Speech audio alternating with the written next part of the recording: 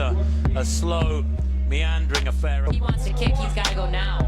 With Josh Kerr. All right, here, David Ribbich. Josh Kerr. David Ribbich. Josh Kerr's for real. Fastest D2 1500 meters. Josh Kerr on the outside. Way up front now is David Ribbich.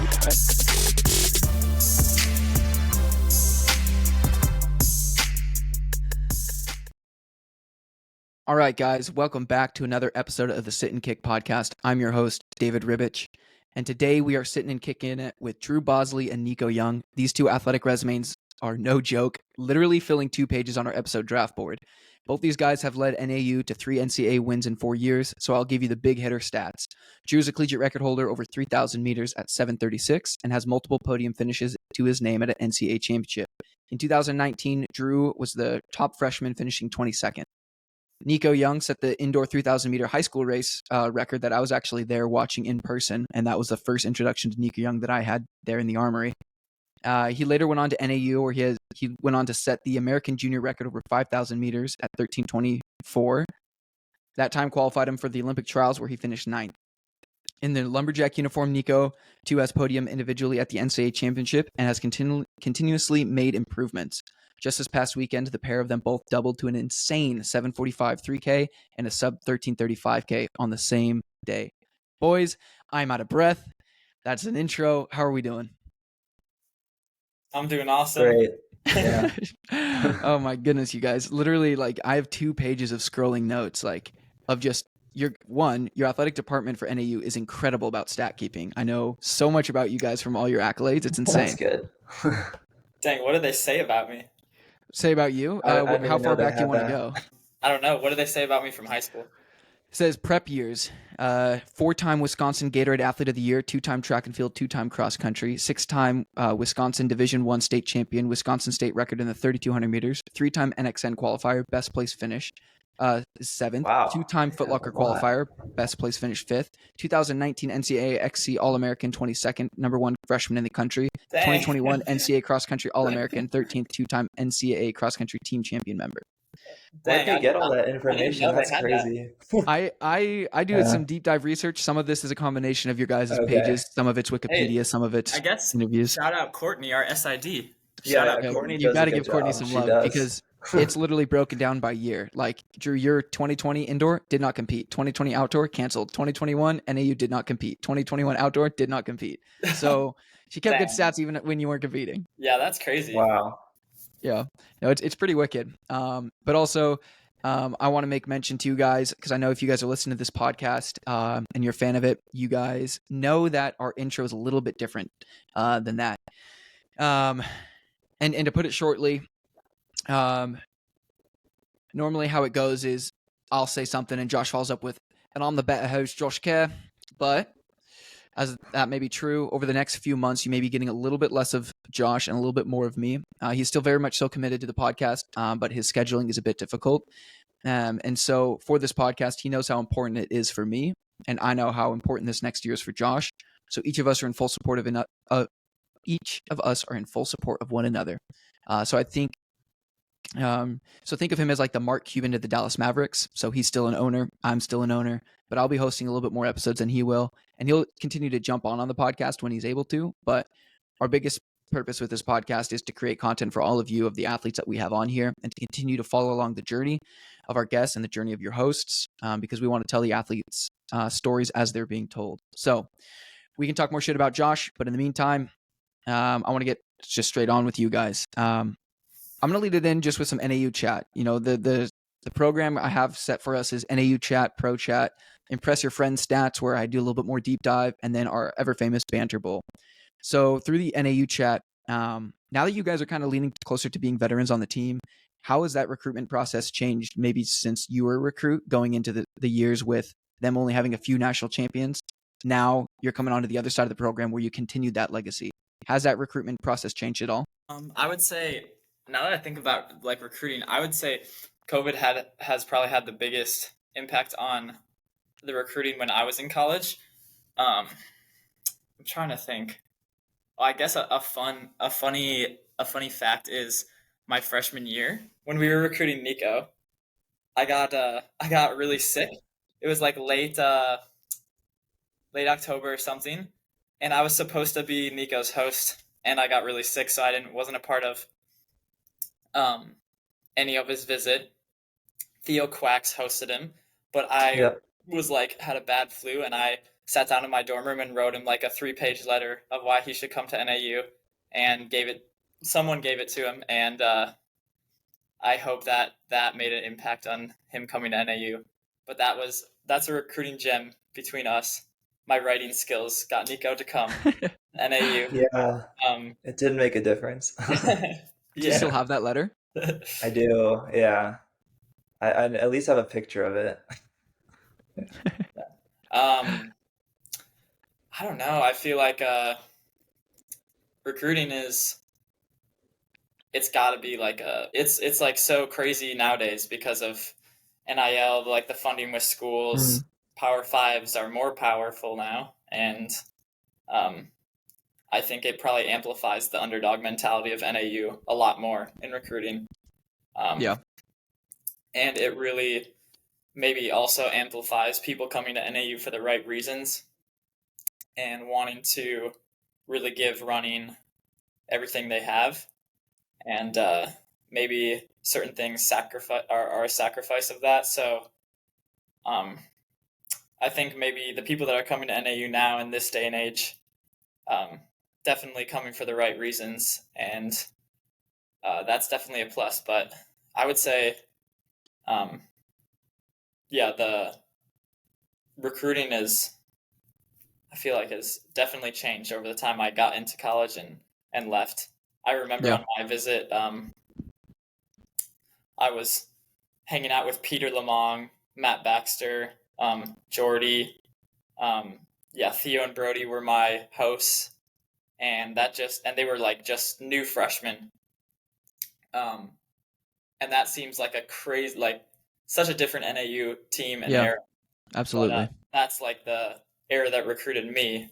A lot of those guys, I guess, weren't there the next year. Jordy was, but I guess, what I'm trying to say is it's changed a lot, both within the team and NAU, but also over the whole landscape of the NCAA. But I don't know. What do you think, Nico? Yeah, definitely. I mean, I think like it amplifies people who come to NAU are coming here for the right reasons. We don't, as a university, maybe we don't have the funding that a lot of these big schools have. But we're still in Flagstaff and still have the team and the culture that we have. And I think that attracts the right people. So you guys are a very dominant program. I mean, it's obvious with the stats that you guys put up, the competitors that you have, not only at the NCAA level, but the professional ranks. I mean, when you're talking about Matt Baxter, Jordy Beamish, I mean, Tyler Day, even when he's healthy, like you guys have like an arsenal of guys that have just able to progress through their careers at NAU into the professional ranks. And then you're talking about funding. I mean, like being a Division II athlete, I don't have any loyalties to any Division I program, but I always root for NAU because kind of like what you're saying with that underdog mentality, like for some reason, even from the outside perspective, I always like rooting for NAU because they're not a Power 5 school. It's not the Oregon, and I'm from the state and I always wanted to go to Oregon, and I went to a school next to them and I started beating their athletes, and that felt so good. Right. And so for you guys, even though you guys have national champions, even though you guys have national champion trophies, do you guys still kind of approach races as like underdog mentality then, even against like these big Power 5 schools? Yeah, I think we really try our best to. I mean, I think when you've had so much success, it can be hard to like channel that energy for a race. But I think that the way that we frame racing and training allows us to keep that mentality. And I mean, we do get a lot at NAU, and we're very fortunate with like the resources that we have, but we know, and we still are in touch with that it wasn't always like that, and there's still many things that we don't get. So it's like I think we've been able to channel that mentality and kind of just focus on each other. I think keep going. It's like Baxter always says this, I think in his new book, I think he did, but like no one will ever know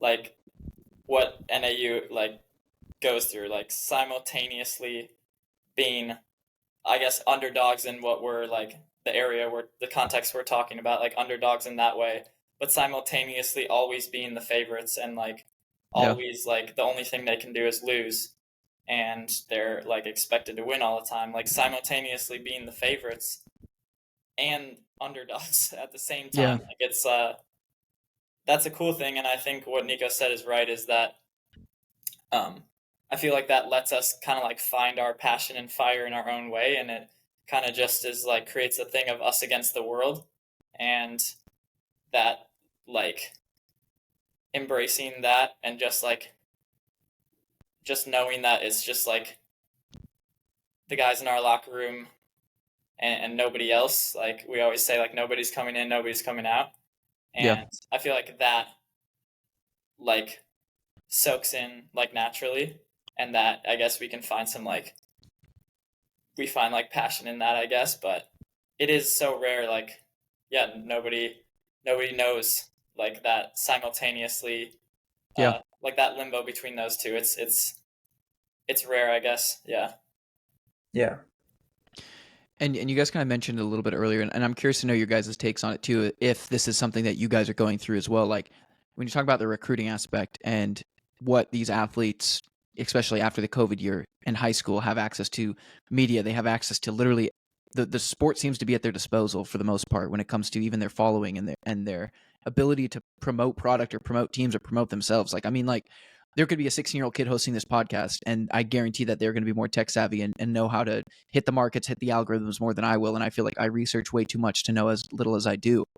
So when you're talking about these recruits that are coming in and you're talking about NIL deals, how has that affected you guys at all by maybe looking forward towards NIL deals, having communications there, having NIL deals? I don't know if you guys do or not, but has that been like a conversation? Is Mike Smith pretty open to kind of those negotiations and opportunities?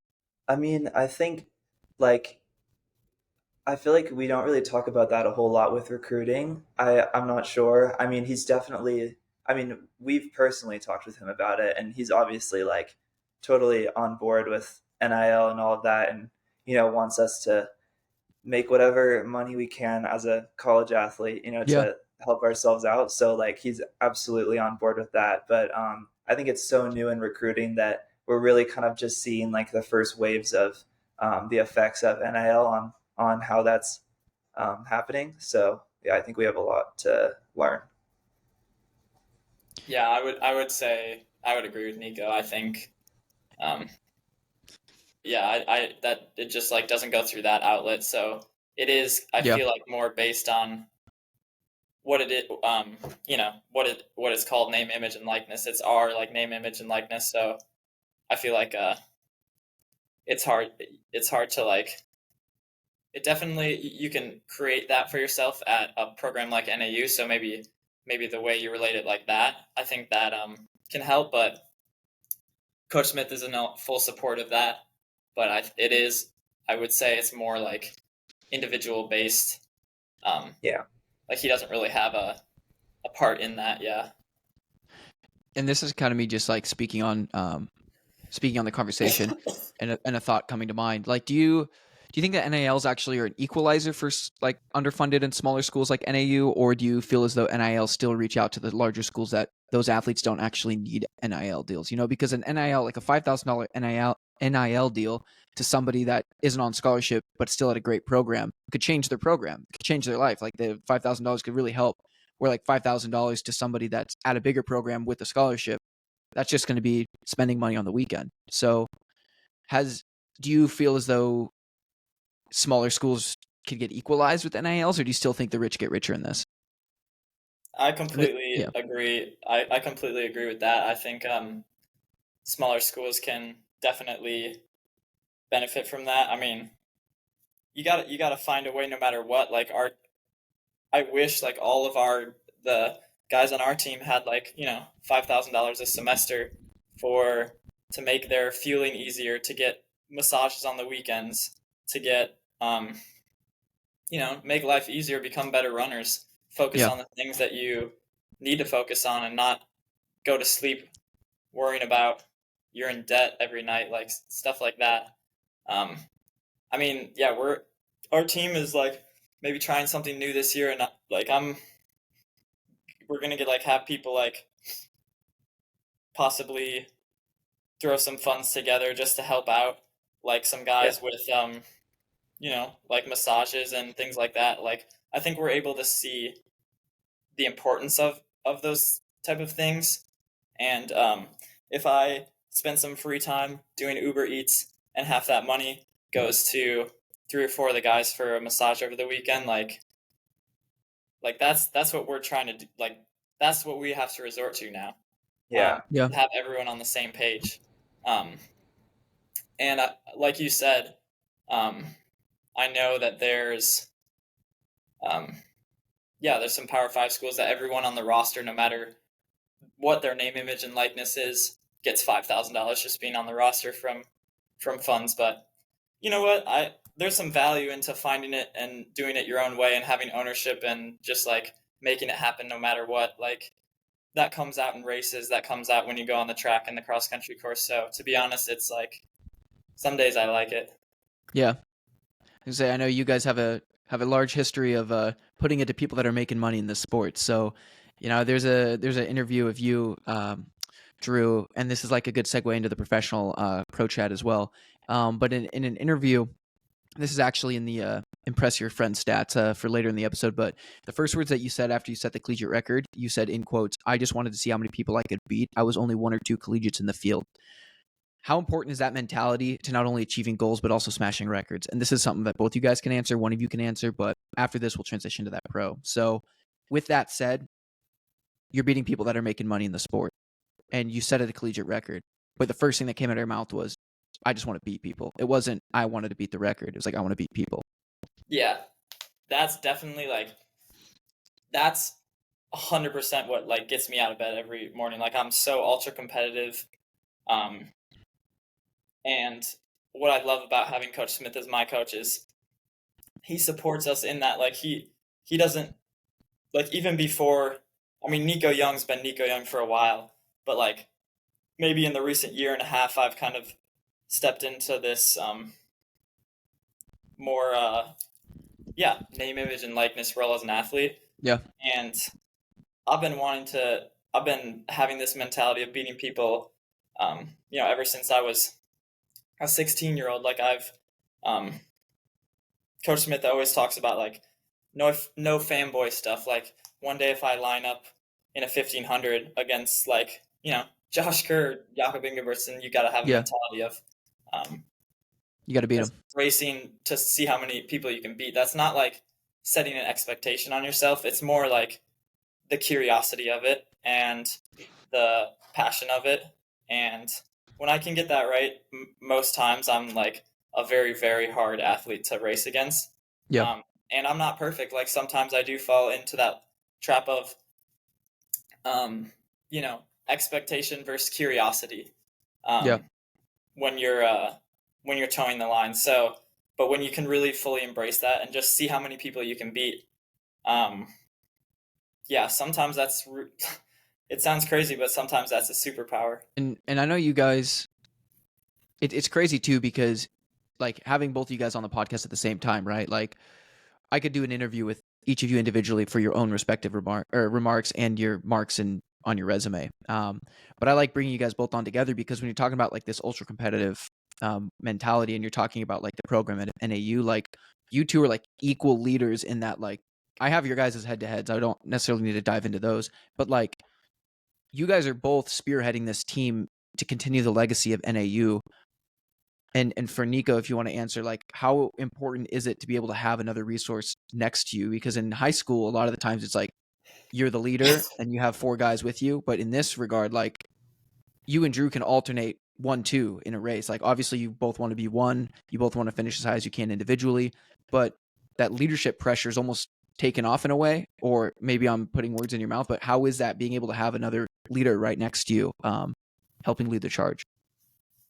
I mean, it makes training partners like that make like all the difference, I think. I mean, that was like one of the big reasons why I chose to come to NAU is because I knew that for my entire time here, I would have people to train with. And yeah, I mean my whole time here, and mainly in this like past 2 years, it's been Drew, and I feel like yeah, I mean we pretty much run every single split together of every workout, and I mean everything is like pretty much like the same, and so we can really get affirmation from each other, like when we see each other race, or if one of us is not feeling how we want to on the day, it doesn't like rattle our confidence, because I know if he runs really well and maybe I don't have the best day, I know I'm right there as well, because we do all the training together. So I mean that's why like the best athletes in the world are in these, like, have a lot of the best training partners. That's what makes you much better. Yeah. Absolutely. And speaking of training partners too, I mean, to transition into the pro chat aspect, you guys are arguably the most loaded city for professional runners. I mean, you probably see pro runners, agents, and coaches more than anybody else in the world. And you guys have these athletes coming from all over the world. I mean, like you said, like with Jakob, like Jakob goes there. Jake Whiteman goes there. Josh Kerr doesn't go there. But if you want to be good at distance running, I feel like Flagstaff has to be something in the old calendar for at least a couple weeks. How often do those worlds actually overlap for you guys with being collegiate athletes on campus where professional athletes are constantly training? I would say it overlaps a decent amount, like on the urban trails. In a lot of the time of the year, urban trails, I see a bunch of runners that I know don't live in Flagstaff but are here for like a altitude camp or stuff like that.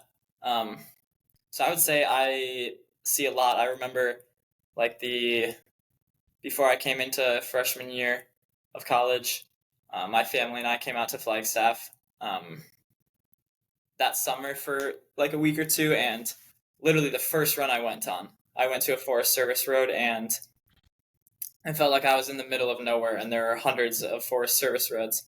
And literally just 2 miles into the run, I see like Mo Farah and like an entourage of like a car, people on bikes, cameras, like, Yeah. and it was just like running, and I was like, at You're the like, time, I'm sold. like, I'm sold. yeah, at the time, like a few years back, that was so cool to see. I remember that being like one of my first like runs in Flagstaff, and that was really cool. But yeah, I would say it happens a lot, and it's kind of like maybe I need to have some more gratitude for seeing a bunch of people and coming to Flagstaff, and just a reminder of how Flagstaff is great. But like it does, like I feel like I'm numb to it almost, like seeing, even if I just like it does, yeah, Olympic champs, anything, world champs, like if I see anyone just on the trail, it's kind of like little acknowledgement, Yeah. I feel like I am kind of like numb to it. Maybe that's a bad thing, maybe it's a good thing, but I don't. No, it's probably a good thing.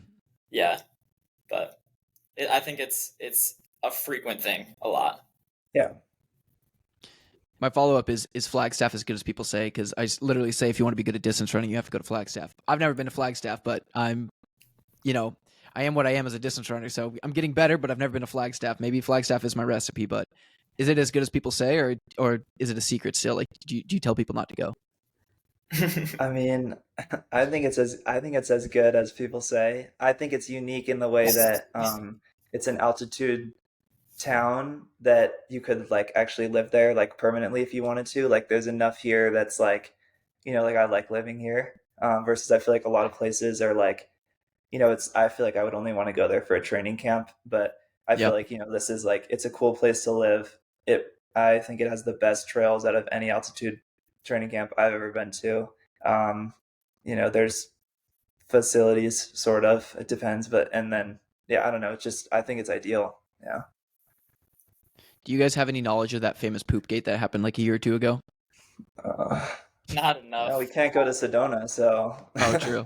Yeah. Something happened. Somebody ruined it. Now we can't go to Sedona.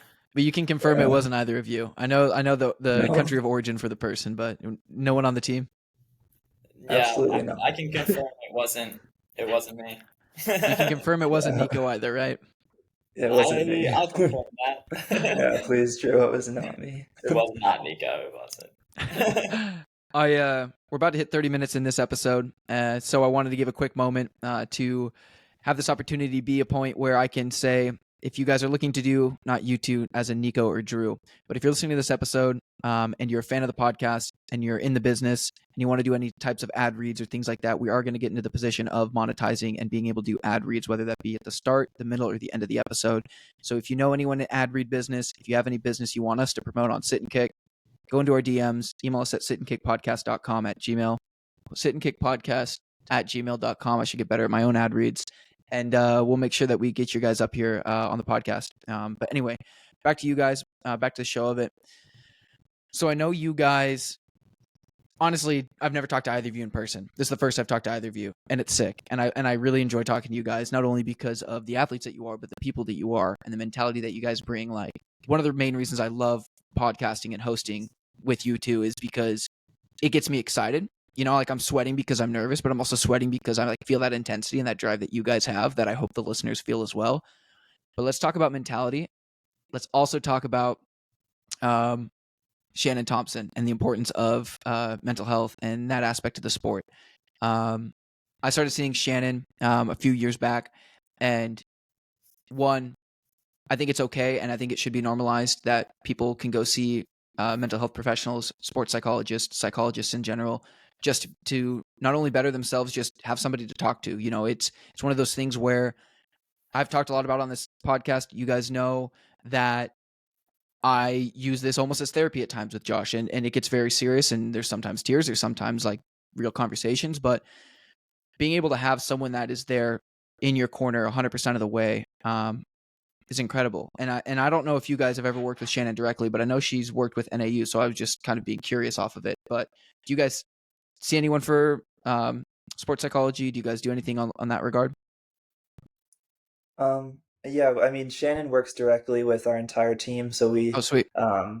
yeah, we see her in group settings once a week, but which is great. I think personally where I get the most benefit is we also have access to meet with her individually if we would like, and I feel like that's where, you know, if have something that I want to, could be anything, to talk to her about, I know she's available, and I mean, she's fantastic at just talking about anything. And over the years, I feel like I've gotten to know her pretty well. So she definitely creates a safe space, and I really like her. Yeah, I think in the last year, Shannon and I have been working a little more together for like a race prep and perspective, and she always has great perspective that helps me, abstract perspective that helps me, because I kind of feed off of that, just abstract curiosity and goals and motivation, and she does that well, so that helps me a lot. I would attribute a lot of my growth as a runner on the psychology side to Coach Smith. There's been a lot of growth with me, just like, you know, talking with Coach Smith, and I also don't think like conversations like this, whether, you know, if it was just us three on a run and nobody hears this conversation after, or if it's just us three on a podcast and, you know, a certain amount of people listen, these are important like conversations to have and be able to, I think help other people, but also, like you said, therapy, help yourself. Like, talking about things is good to just, you know, Coach Smith always says, like, move things within yourself, and just, like, move emotions and feelings by speaking them. And I've grown to find that pretty powerful, just having conversations like you said. And it's really cool. And I think the mental side of running is as important as anything. I think it's your mental perspective. I think it's your posture and way you hit the ground, and then training. That's about it. It's definitely on the Mount Rushmore of success in the sport. Yeah, it's on the Mount Rushmore for sure. Yeah. Can you guys name the 4 presidents on Mount Rushmore? Like off the top of your head. Do you know them off the top of your head? Can you? Abe Lincoln I at one. cannot. Or no? Okay. Well, I can't. Nico, can you? No, I feel like Thomas Jefferson is probably Yeah, that's there. definitely one. George Okay. Washington. We'll let And this George be Washington. we'll let this be a good little quiz aspect of it then, because Okay.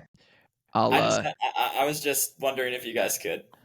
so I can't, but I'm gonna have it on my other computer. I'm not gonna look at it, but I want to sound it out for at least a minute. And then this is gonna be one of those fun interactive things too. As a listener, you're probably just screaming and you're probably annoyed at the fact that we don't know this. I'm gonna guess George Washington to start. I was gonna go with George Washington for sure. Yeah, definitely him. Yeah. Thomas Jefferson, I think you're right on that too. Yeah, him as Okay. well. Those two, like, I could be sure, I feel like.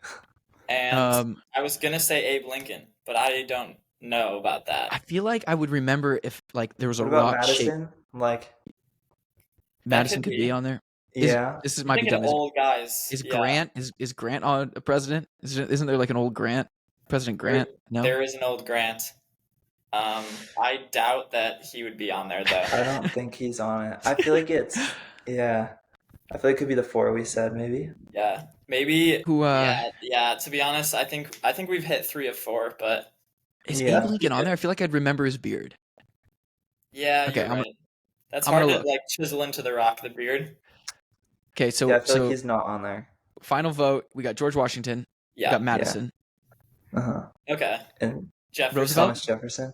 and Jefferson, Yeah. or no Roosevelt. Oh, maybe those 4. Yeah. No. Yeah. That's right. Wait. Yeah. Maybe those 4. Okay. We're gonna get so much shit from this.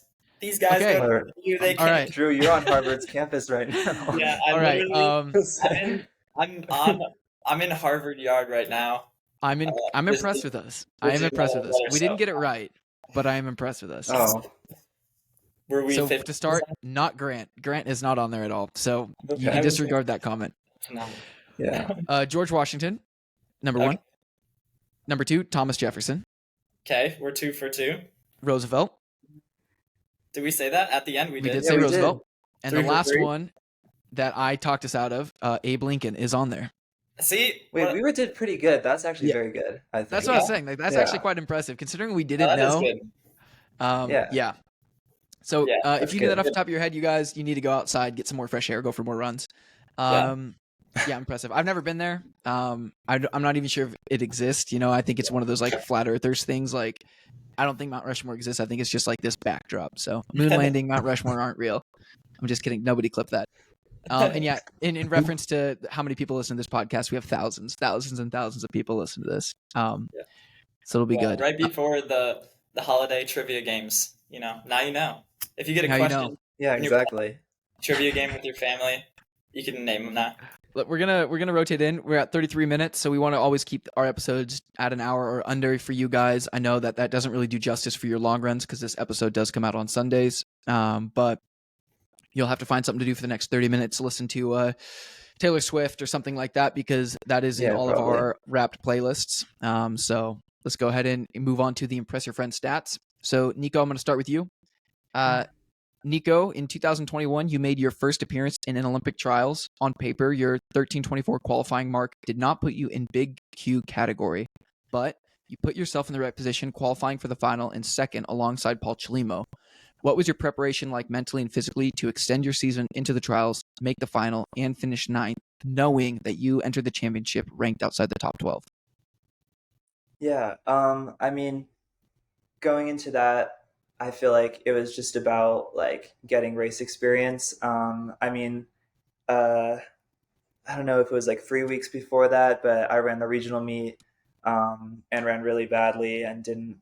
I was hoping to qualify for the national meet, and it didn't go well, and I did not run very well. So I was pretty upset about that, but it felt good to still have that race on the calendar and something I could get excited for that wasn't that close, and I still could get in like a week of training to kind of like get some confidence back. So I feel like I coming off the regional meet, I kind of did like a 180 with like my mental like preparation for it, and kind of really tried to go into that race with like nothing to lose mindset. And I definitely had nothing to lose. I was like super young and Good pun. yeah, barely got in, and yeah, so it was like, yeah, it was just about getting race experience. So I feel like it was just like, it was an exciting trip overall, and yeah, making it to the final was, I made that meet all about running the prelim. Didn't even think about the final because, yeah, there's, then there was no way that I could have. I wasn't super confident, but after that, I was got a lot of confidence from that and was really excited to run the final. I think now I've could recover a lot better from a prelim going into a final, but then it was definitely something I had to get experience from and learn from, and yeah, I got a lot from that, I think. So Nice. For Drew, so with some of the prep year stats that we mentioned off and rattle off early on, we didn't mention any of your personal bests, so we'll rattle off those. Drew, you had personal bests out of high school: 8:47 for 3,200 meters. 1,600 meter PR was 4:05. 800 meter PR was 1:53. And your personal best in the 5K was 14:32. You had very, very impressive prep year marks, but were never actually seen in the spotlight as a top recruit out of your class. No offense. But what you did have was range from 800 to 5K. How did that range play into going to an altitude school like NAU and then finding a rhythm and stride in not only cross country, but able to go down into 3,000 meters and set the collegiate record? Because arguably, your shorter races are more impressive than your 5K mark in high school. But now you're one of the top dogs in the NCAA cross country. Yeah, I guess. I don't know. My thinking about like, I guess my high school marks was just straight up like genetics or my physiological makeup. I definitely trained and raced into shape in high school. Compared to like what we're doing in college now, it seems like maybe I'm skewed, but it seems like I didn't train at all. But I know I did. Yeah. I was like smart with it. I think I only got hurt once in high school for like 10 days. So I got to race a lot. But yeah, I don't know. I ran really fast as a freshman. It was like 16 or 17 in the mile as a freshman, and 153 in the 800 as a freshman. Damn. So maybe like, yeah, I feel like I had some raw ability, but I guess translating to what you're saying, like in the NCAA, definitely just like seasons on seasons of consistent training and, I feel like just, natural process, how everyone gets better. Just, I've had like a really good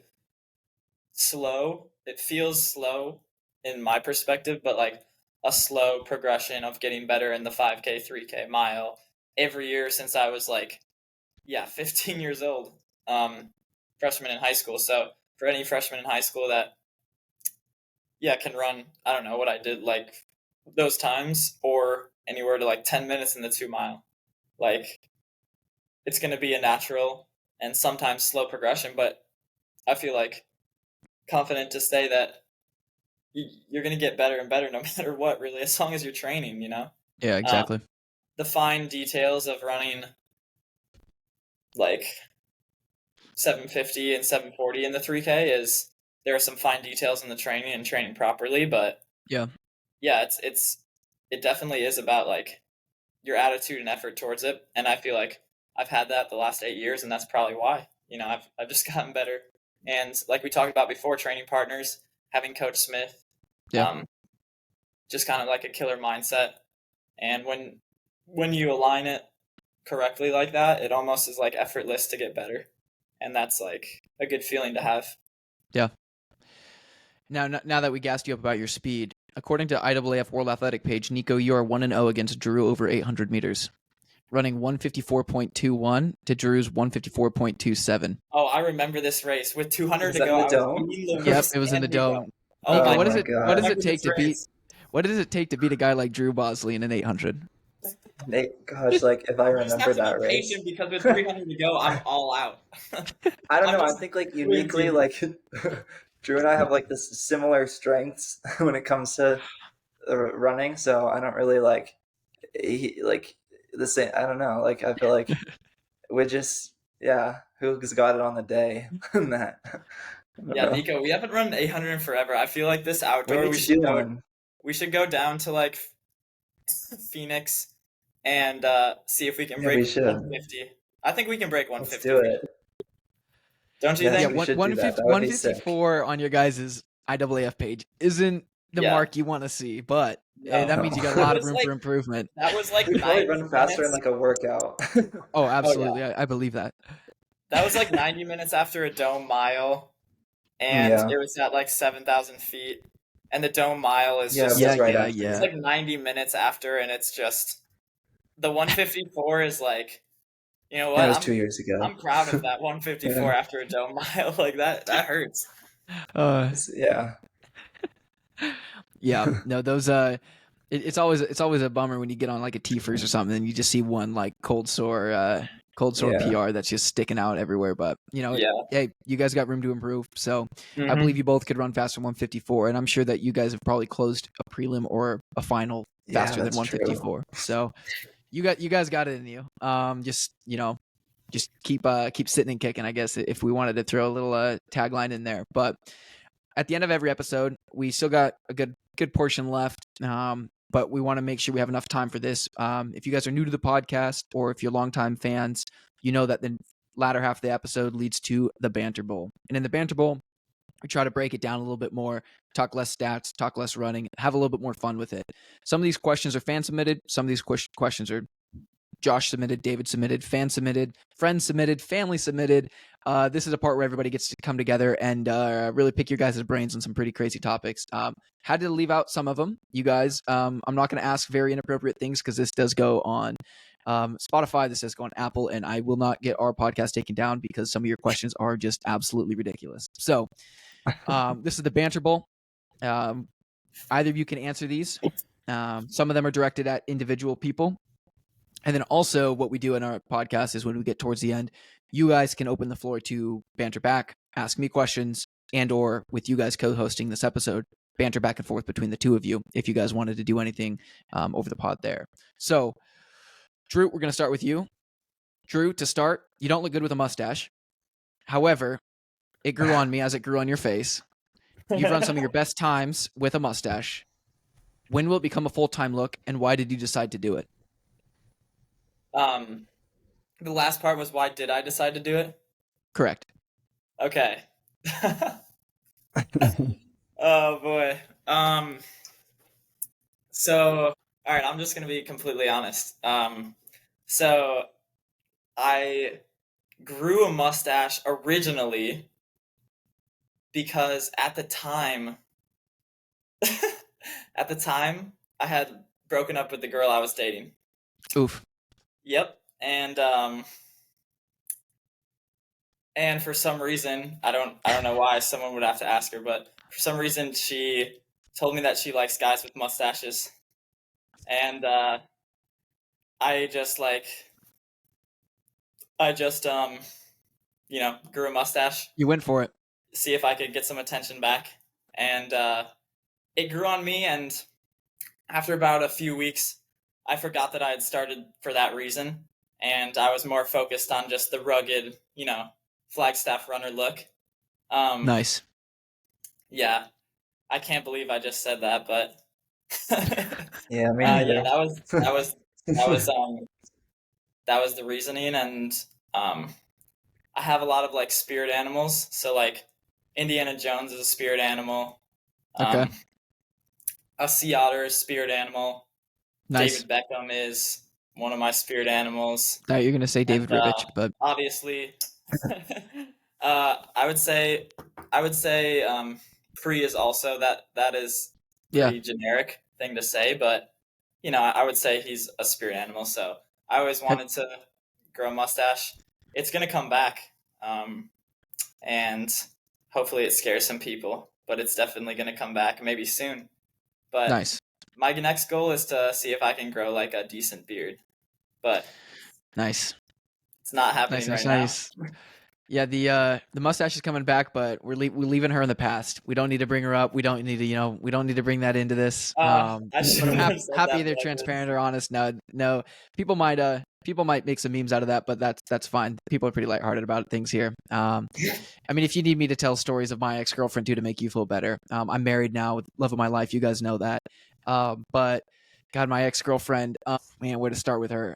She lived a floor beneath me in the dorms, and so when I asked her out, I got fishing line and I threw like a rose and a letter out the window, and it like draped out in front of her window, and she grabbed it. And it just said, like, will you go on a date with me? But she didn't actually know I lived right above her. So then she didn't know who it was from. So then I didn't hear from her. So I thought she said no. And then I saw her again. I was like, hey, did you get my letter? She's like, oh, my God, was that from you? I go, yeah. And then we ended up going on a date. And I regret that full-heartedly because that was a very weird experience. But X's are X's, Yep. O's are O's. And we're moving forward.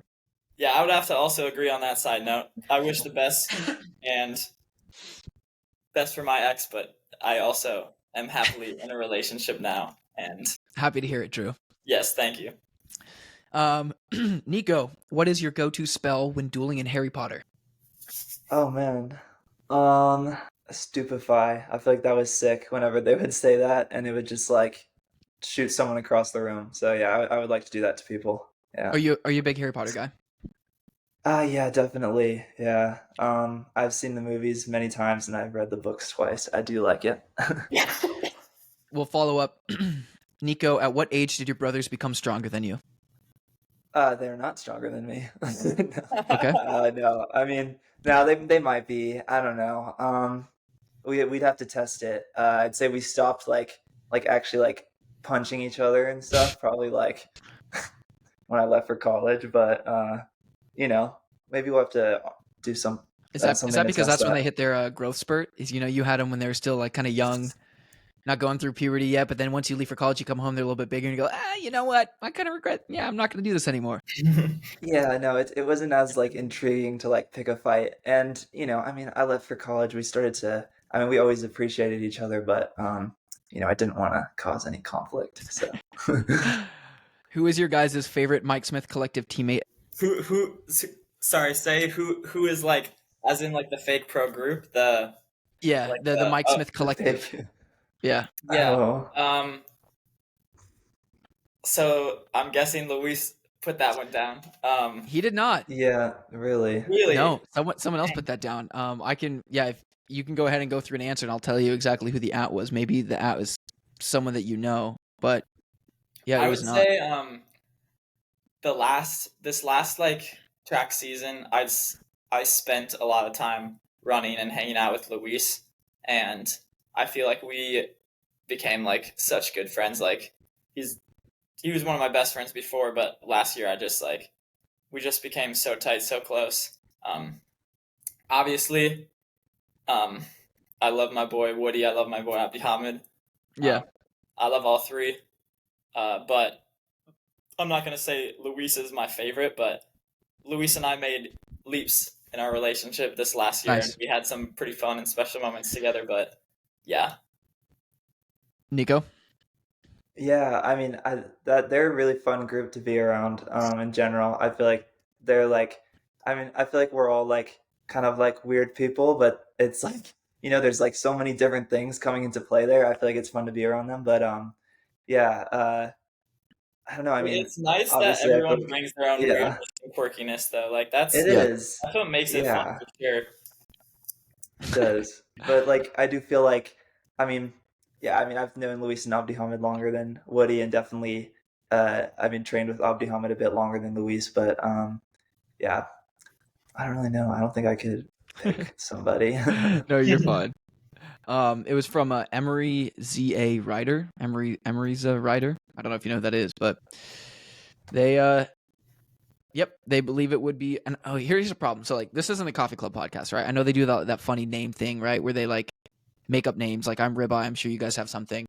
I always call Luis Louis Revolta. For some reason, that is just like ingrained in my brain that is his name, and I like accidentally say that. So like, I literally have like how you're supposed to say his first name, because Louis Revolta is what I like. I've said that before in like actual conversations. Like, who are you talking about? They're like, Luis? I go, Luis. Yeah, I should know it, but I don't.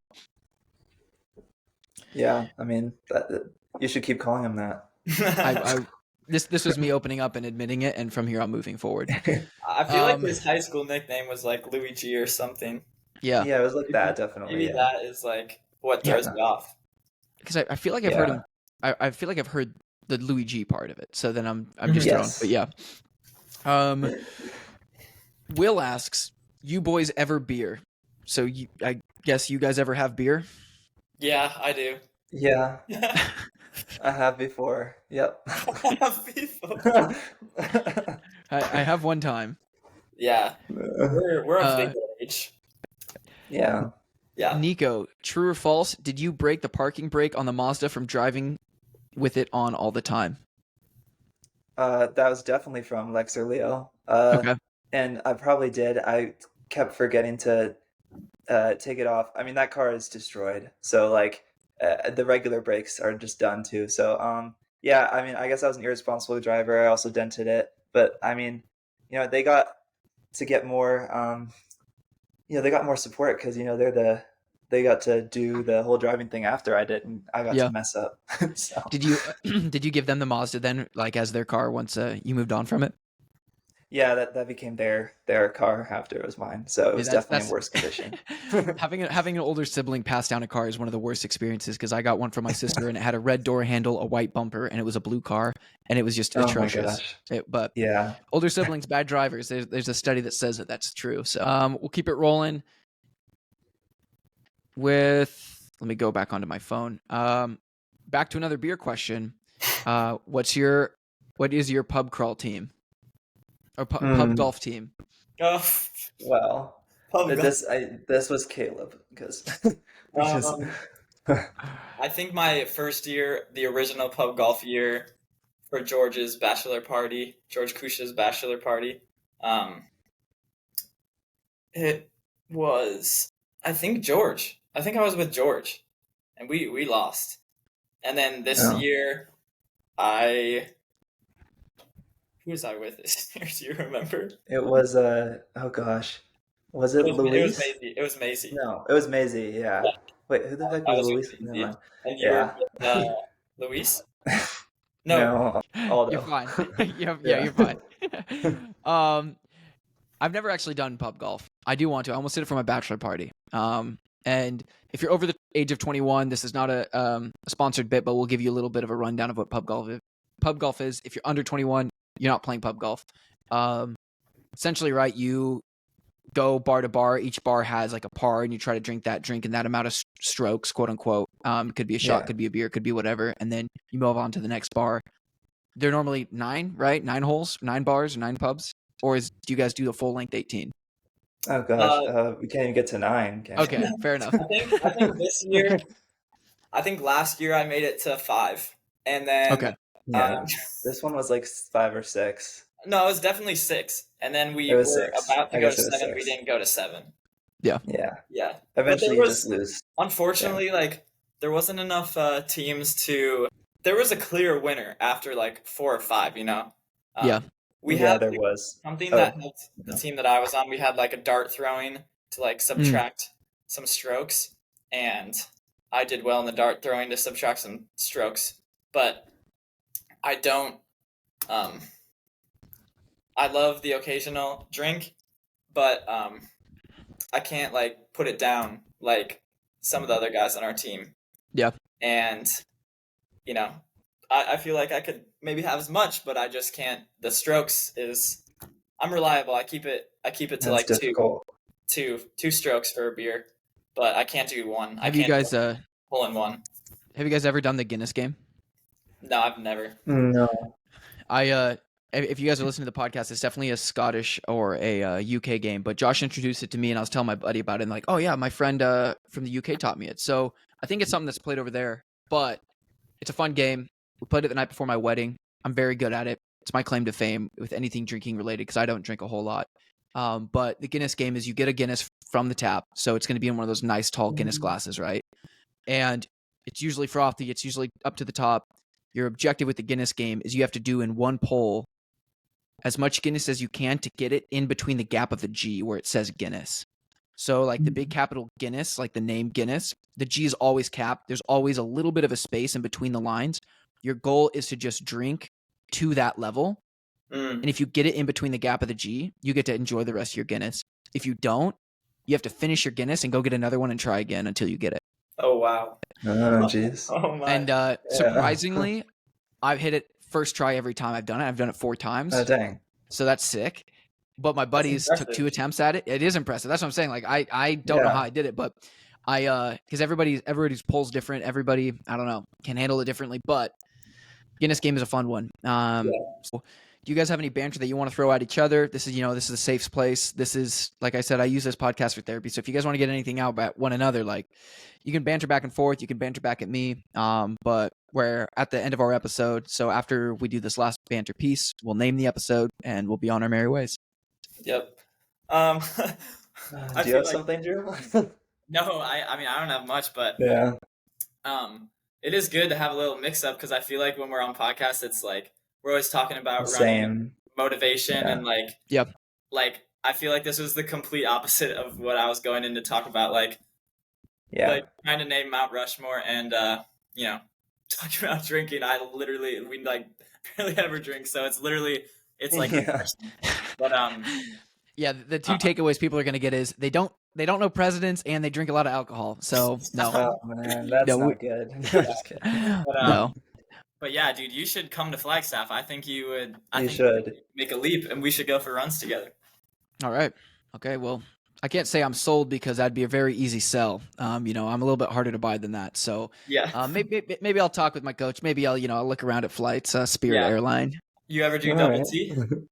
I never do double T. No, I'm a 1T kind of guy. I know you got a nice little board for those that are on audio. Drew has gone through his full array of artistic abilities to Yes. go through and write on a Harvard chalkboard. And most of these people probably are frustrated because these whiteboards or these chalkboards are used for solving math problems. But Yeah. here No we are. math here. I love Josh Kerr, which is such a great message for somebody that's not here. I appreciate you putting my name up there. I like wrote everything down and then I sat down and then everything was like backwards and I had to like erase it and rewrite it. The opposite way. So Yeah, it the was mirror effect. challenging.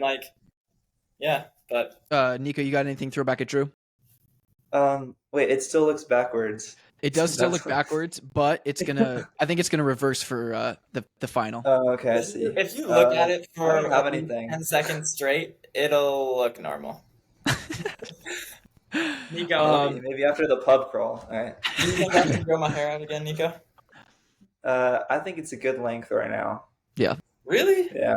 I One think of the Maybe a banner little questions. bit. You could do a little. Yeah. One of the banner questions submitted was who's more attractive, Nico or Drew? Oh, I mean, we're pretty good-looking guys. I'm not gonna lie. I feel like, gosh, I mean, it's hard to compete with us, I feel like. Yeah, I feel like on that level, there are sometimes not many people beat us, but we do get beat. We do get beat. Yeah. But the handsomeness, I feel like that's hard to always beat. wins. Yeah. I will say, Drew, you and I follow in suit with one another of having ridiculous and common hairstyles depending on what mood we're in. So I've seen you with bleached hair, long hair, short hair, shaved head, fades. So I would have to say Nico has better consistency, and you know what you're gonna get. He's good style, good hair. Consistency. Where yeah. Drew, I feel love- like you and I sometimes wake up and we're not looking good. Yeah, Like if I were to take this hat off, it would not be pretty. Yeah, I've We always did say that about, yeah.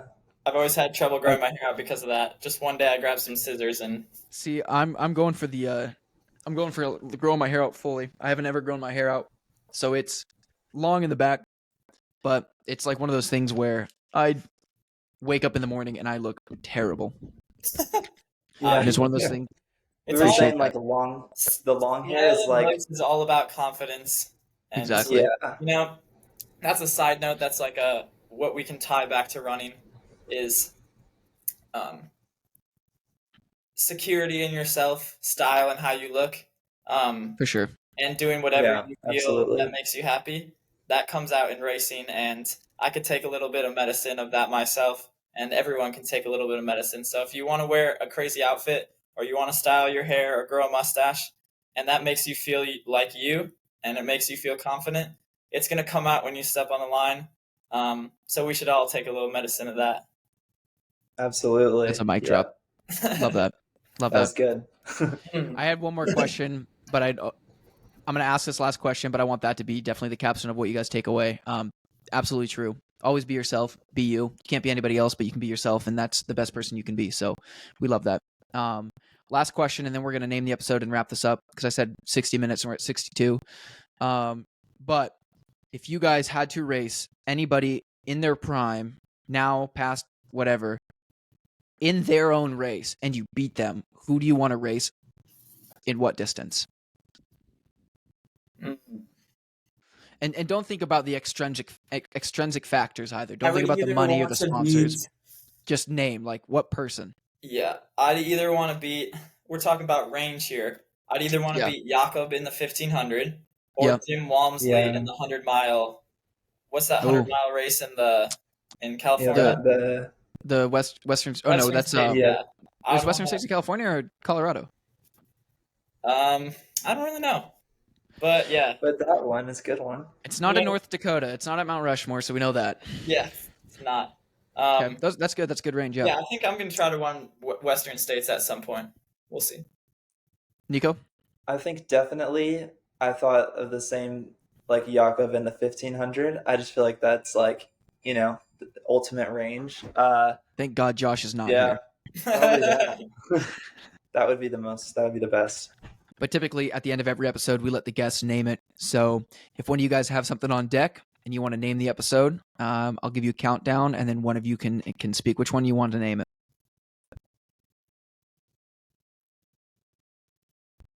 Go ahead and name the episode then at the end, Drew. 3, 2, 1. Without a doubt, the name of the episode is The Most Handsome Duo in the NCAA. All right, you heard it here first, folks. Welcome back to Sit and Kick. Welcome, Drew and Nico, to the podcast. Appreciate you guys. I'd say normally we get people verified, but you guys got that covered. So thank you guys for listening. Thanks for joining us on the call. This is super fun. And that's where we're going to call it, folks. Have a good run.